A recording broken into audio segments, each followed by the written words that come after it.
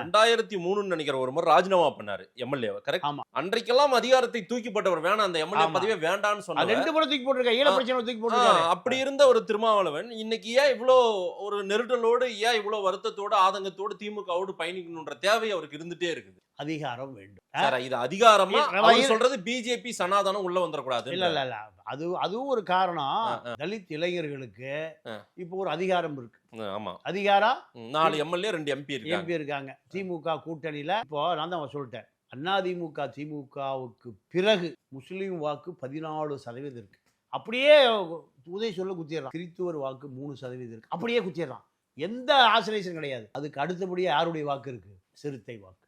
சிறுத்தை வாக்கு ஒரு கிராமம் இருக்குன்னா கிராமத்தில் முக்குளத்தோர் நாடார் எல்லா சாதி இருப்பாங்க.